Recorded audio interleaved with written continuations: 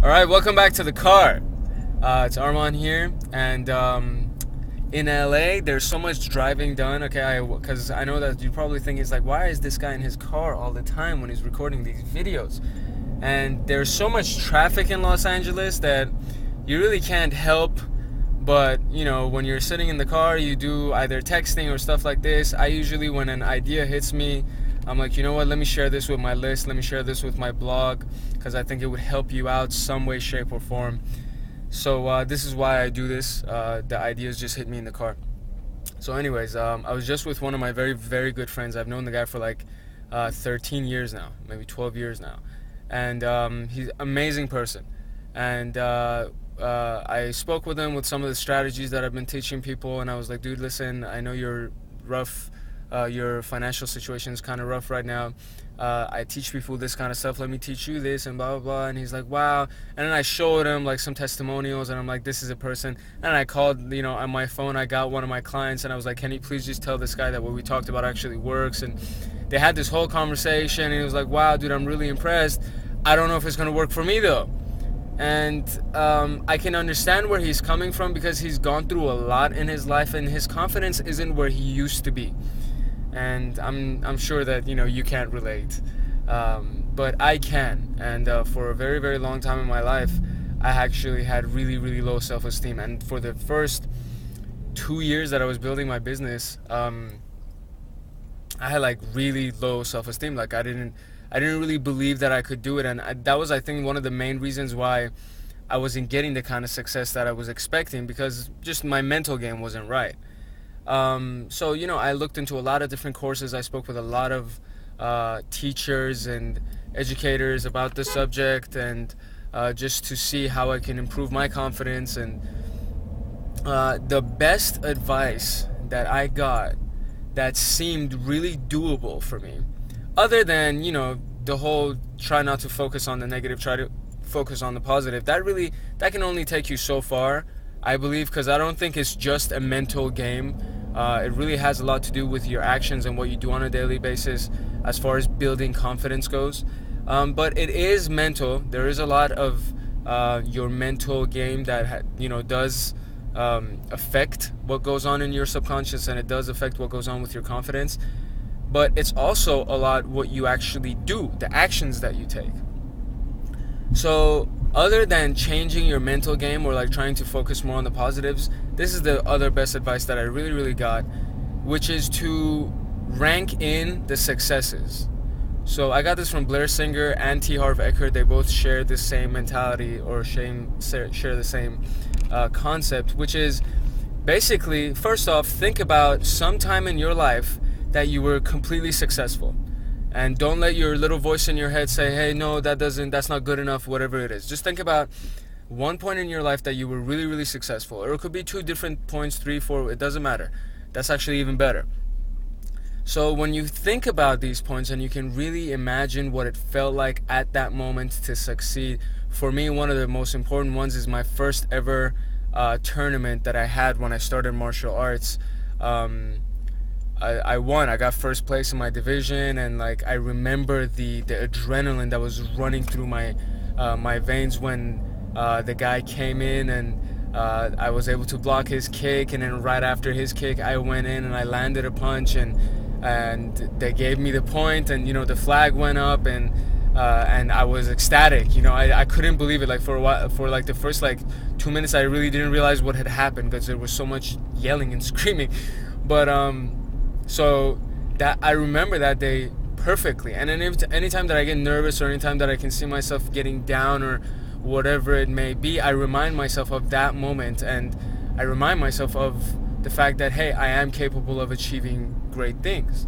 So this is what you want to do with yourself. You want to think of whatever time it was that you were really successful, and there's a huge NLP strategy that's involved with this. When you think about that point that you felt really successful, when you have that feeling inside of you, what I want you to do is take your fist. So I don't know if you can see this, but you take your fist and just go, yes, like that, right?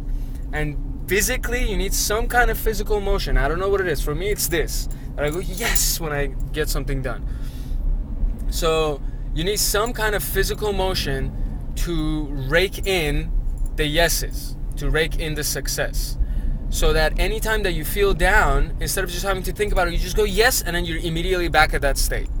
Back at that mental state, that energy that comes with that success, right? So number one, you have to remind yourself of the past successes that you have and then rake in those yeses. The second thing is, don't be so critical about success. You could have little success throughout the day, these little achievements that you had that traditionally people wouldn't have. That's not a big deal. It is a big deal. Any success is a big deal, and you should treat it as if it was a big deal. I'm not saying like relax and don't work the rest of your day or stop working. That's not what I'm saying. I'm saying congratulate yourself, pat yourself on the back, rake in the yes, whatever it needs to be. Do something physical to say, hey, I succeeded. I just succeeded right now, and I should acknowledge that I succeeded, and I'm proud of myself for succeeding. Let me go get another success. And then get addicted to success. It's one of those things, honestly, I love when I achieve something. I love when it could be the smallest thing. I'm trying to figure out how to work the DVD player. I don't know what it is. But it's some kind of success, right? Some kind of success that you've had. You gotta be proud of yourself for that, and you gotta acknowledge that, and you gotta say, I'm really, really happy for succeeding. And, pat yourself on the back, whatever the situation may be. And then when you have little success, so when you have one small success, the next one should be a little bit bigger. So intend to have a bigger success next time. So, mine, let's say the DVD player example. So I fixed the DVD player. The next thing is I want to go and I want to put 5 ads online for one of my websites. And when I've completed that task and I've done the 5 ads, I don't care if they're brilliant ads or not, whatever the situation is. With ad writing, you just got to test everything, but we're not even going to go into that. But when I've done the assignment, when I've gotten 5 ads, I'm going to say, yes, I just finished the assignment and I got another success. And then next thing that I do, maybe I want to write an article that's going to take me a little bit longer, or maybe I want to create a video for my blog, or whatever situation may be. When you're done with something, you got to say, yes, I'm proud of myself for that.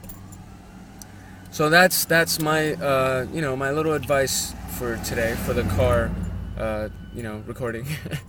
And it is to not be so critical about what you consider successful, and be proud of yourself for your smallest successes. And when you when you use your conscious mind and you actually consciously think about you just succeeded at something, whatever it may be, and you celebrate your success by doing the yes. When you celebrate your success, then your body is going to get used to it. And after 1 day, after 2 days, what's going to happen is that your brain, your subconscious, is automatically going to think, okay, what successes am I going to have today? And you're going to keep getting more successes, and you're going to keep breaking into success. And before you know it, in about a week, if you actually really practice this, your confidence is going to be through the roof. And then you can actually start taking the really, really big steps and, start making some huge money with your business, whatever the situation may be. But business is a mental game, and you need to have a strong mental game to be able to succeed at business. So, and that has a lot to do with your self-image and how you perceive yourself and how confident you are about yourself. So, I really hope you enjoyed this video, and I hope you find value in the video. If you have any comments, again, go ahead and post it at the bottom of the video. And yeah, Arman Vakili here, and I will talk to you soon. Bye.